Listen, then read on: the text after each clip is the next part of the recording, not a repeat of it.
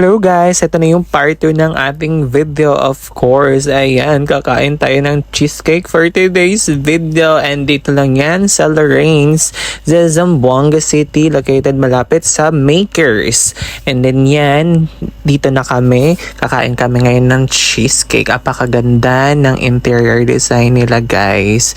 So refreshing talaga sa mga mata natin. And then yung mga product nila, oh my god, so nakakalaway talaga, very mouth-watering talaga. Basta yun na yun, apakasarap talaga dito guys, binabalik-balikan ko talaga every time na may sweldo ako dito talaga ako pumupunta kasi apakasarap na mga pagkain nila. Pagkain, yes, hindi lang sila cheesecake, hindi lang sila yung mga drinks na binibenta nila, meron din sila dito yung mga pagkain like chicken, fries, nachos, yung mga ganon, diba? Tapos, ang ganda-ganda talaga ng ambience. And of course, andito naman ako, uupo na ako, and then ayan, habang hinihintay namin yung order namin, yan, nagtitake lang ako ng view dito sa loob ng cafe, diba? Ang ganda. Kapag pumasok kayo dyan, parang nasa ibang lugar kayo, yung parang tipong ganon, nakaka-relax talaga siya, legit talaga.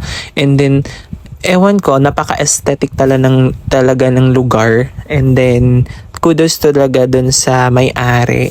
And then, eto na yung order namin. Dumating na. Yan yung aking orders. So, hindi lang para sa akin. Siyempre, dalawa kami ni Shacho dito. Ayan. And then, yan, voiceover ko na. So, hi guys. We have butterscotch. Okay. Basta yun na yun. And then, we also have dulce de leche. Look at this. Very rich. Dulce de leche. So rich. Kasi mayaman siya. And also we have tiramisu. We will try this tiramisu cheesecake. Let's dissect. First is the whipped cream. That's whipped cream. Then second layer is chocolate ganache. Nasaan chocolate ganache?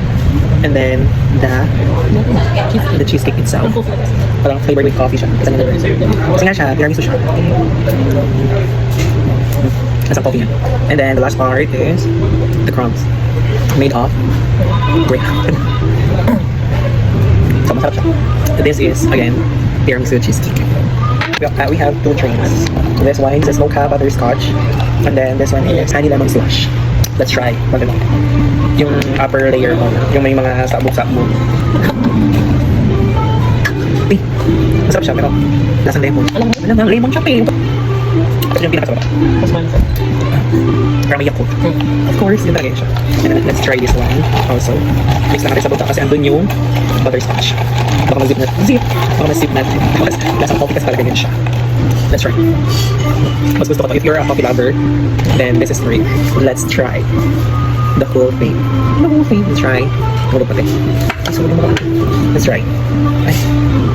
So let's try. Mas masarap siya kaysa dun sa isa.